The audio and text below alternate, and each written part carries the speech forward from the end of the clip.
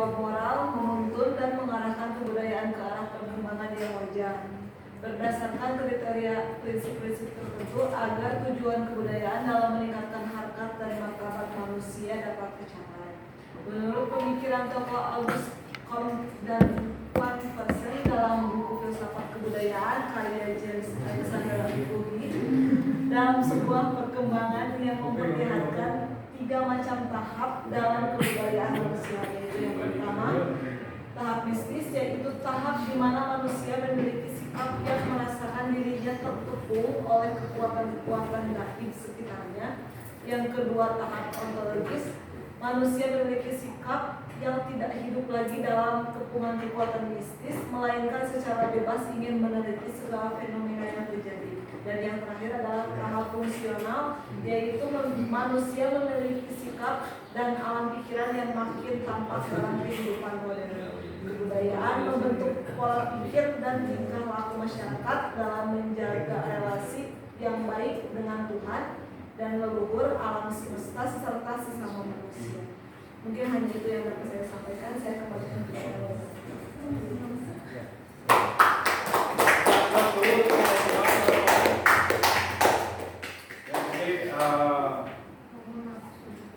Sebelumnya sudah dijelaskan, mungkin kita belum sampai pada tatanan sistematis, kemudian terus struktur dan masif. Namun saya kira ini untuk pengantar filsafat ilmu sudah utuh gitu. Namun kita perlu garis bawahi apa yang menjadi esensi kita hari ini. Mudah-mudahan kita diskusikan bersama. Barangkali kawan-kawan semua ada yang ingin perlu kita diskusikan dari tema kita hari ini. Kamu nanya, ayo. Silakan. Pak Ijai, karena ini juga ke luar terus. Oh iya, ini saya lagi suka. Silakan. Saya biasa begini, nyaman gitu ya. Oh nyaman. Kayaknya satu aja. Kan kita kalau berbicara tentang filsafat itu ya, kalau yang saya tahu itu kadang kalau kita terlalu fokus ke filsafatnya itu bisa menjadi nggak waras tadi ya, gitu kan. Nah, kalau menurut Kang Ija sendiri dan tim di kelompok 2 untuk memfilternya itu seperti apa sih? Karena yang saya alami gini, ada beberapa orang itu ketika ditanya tentang sholat, dibilang sholat itu untuk apa kan gitu. Karena saya sholat ataupun tidak, saya tetap makan gitu. Jadi kan itu sudah berpikir ya, mereka berpikir itu kan. Tadi kan katakan Alfa bilang filsafat itu untuk berpikir kan. Kalau seperti itu berarti kan ada konteks yang terputus gitu ibaratnya. Ketika dia berpikir sesuatu, berarti itu menjauhkannya dari agama. Nah, kalau menurut tim kelompok 2, bagaimana cara memfilternya supaya tidak tersesat seperti itu? Oke. Ya, terima kasih Pak ya untuk pertanyaannya sangat luar biasa saya kira ya. Jawabannya langsung luar biasa. Oh, jawabannya kita biasa-biasa aja. Selanjutnya mungkin masih ada. Karena kita diskusi sampai waktu adzan maghrib gitu. Subuh. Gue demon bro. Kita mau belajar minum. Sorry. Kita jawab dulu. Apa ada pertanyaan yang lainnya? Silakan Bu ini begitu. Bin, anaknya Bin. Pengen ditanya. Jangan pengen ditanya. Pengen ditanya. Apa aja lah Bin. Ijan tanya aja, Karena prinsipnya filsafat itu dari yang tidak bisa mendapatkan jadi dapat. Jadi baru banget kan. Kalau mungkin saya jawab dulu aja Pak ya. Ya, jawab. Kaitan dengan tadi bagaimana cara memfilter antara filsafat dengan agama. Sebetulnya tadi sudah jelas apa yang dipaparkan oleh kawan-kawan. Sehingga kita ini di sini fokusnya mau kemana? Apakah kita ini belajar filsafat hanya untuk tadi pemikiran atau mengubah cara paradigma ataupun perspektif dalam penilaian satu keilmuan ataupun tadi dijelaskan sebetulnya memang di filsuf-filsuf Barat khususnya di abad modern juga belum ada titik temu antara agama dan filsafat ini, Pak. Namun tadi yang dijelaskan oleh Bu Fatma, ada yang namanya dikotomi antara Islam dan filsafat. Dan hasil produknya itu adalah yang kita kenal dengan sekulerisme, Pak. Saya itu termasuk orang yang sangat bangga di Indonesia. Kenapa?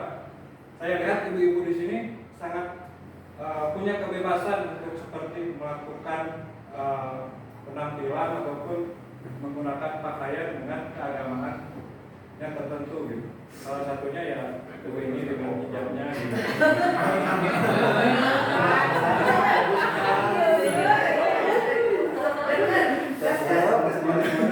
Ibu yang lainnya gitu. Itu perlu disadari, Pak.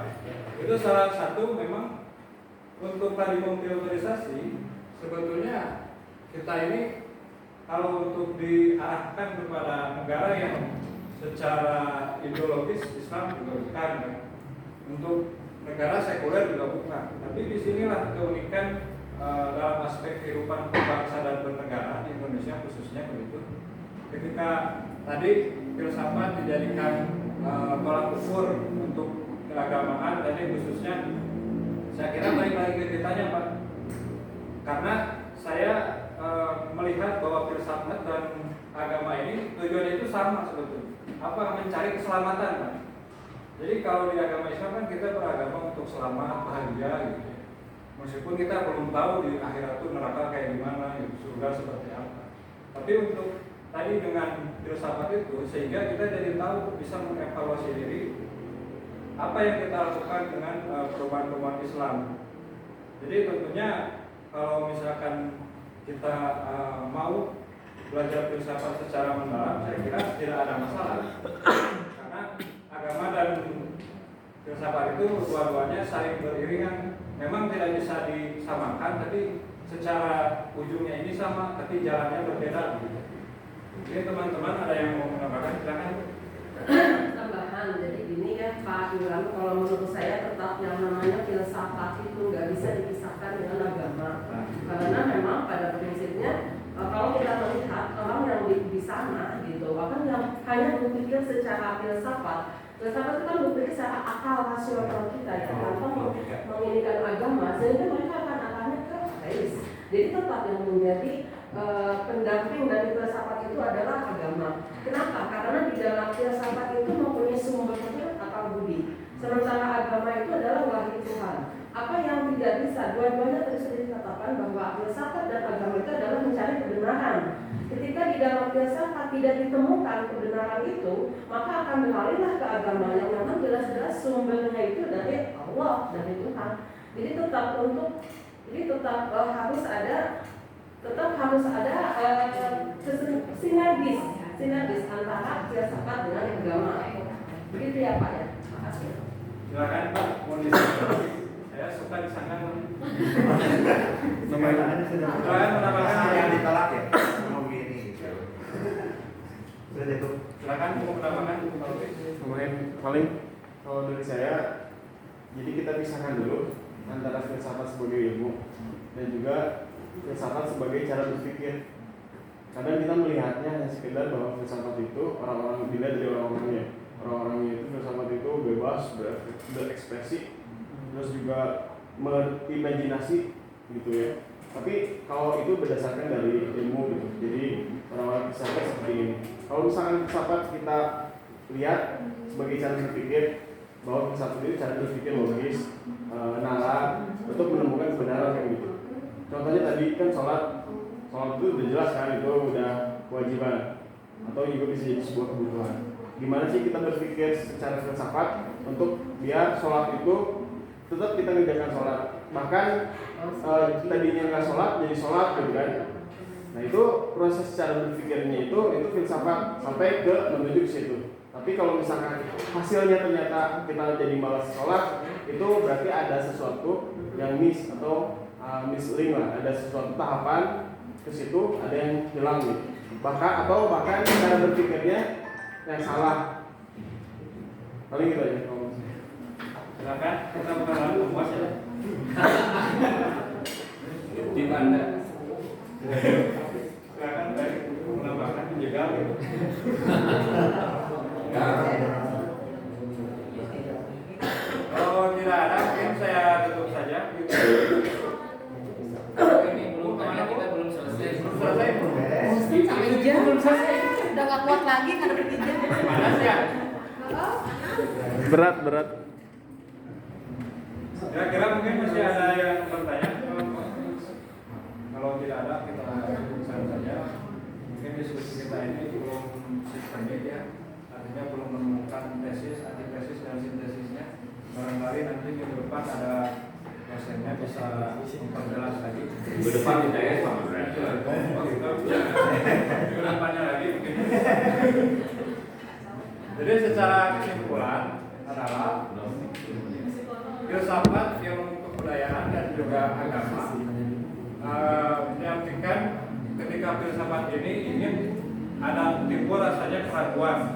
Ketika timbul rasanya keraguan itu sehingga muncullah yang namanya intuisi yang menjurus kepada pendalaman satu kajian. Setelah itu, setelah filsafat muncul lalu adanya tadi ilmu tersendiri. Melalui ilmu itu dilakukannya yang namanya observasi secara empiris, kemudian tadi yang kita sebutkan dengan logos ataupun logis masuk akal, dan untuk terakhirnya itu yaitu agama. Jadi agama itu saya kira untuk penyeimbang antara ilmu dan filsafat tadi memang tidak bisa dilepaskan. Kalau kita berkaca kepada sejarah, kemunculan Yunani prakuno itu adalah bagaimana mereka memikirkan yang namanya kosmologis alam semesta, kemudian muncul abad klasik itu mereka masuk kepada ranah-ranah sosial, ekonomi, budaya. Nah di abad pertengahan ini Islam mulai bangkit gitu. Jadi sebetulnya mah saya tadi bilang bahwa Islam dan filsafat itu ada memang yang namanya persaingan ataupun kompetitif di sana. Cuman di situ terjadi perbedaan antara masa ke masa yang mana filsafat ilmu khususnya filsafat Islam ini berkembang di terakhir karena memang pada saat abad 1250 sampai 1800 itu mulailah bangkit negara-negara Islam. Mungkin Indonesia itu sedang asik-asik jadi jajah oleh Belanda gitu. Dengan martir-martir tadi seperti Ki Haji Ahmad Dahlan, Muhammad Hasyim Asy'ari, kemudian Dewi Sartika dan Ki Hajar Dewantara, kita harus berterima kasih. Sampai hari ini kita masih bisa merasakan kedaulatan secara de jure dan de facto itu harus kita syukuri bersama. Mungkin itu saja yang bisa saya sampaikan, kurang lebihnya mohon maaf. Untuk kedepannya barangkali kita bisa diskusi lagi di keilmuan yang lain. Saya ucapkan terima kasih sekali lagi kepada Pak dosen yang sudah hadir pada hari ini dan kawan-kawan kelompok 2 yang telah memberikan eksplorasi intelektualisasinya terhadap kelompok kita. Wabillahi taufiq wal hidayah. Wassalamualaikum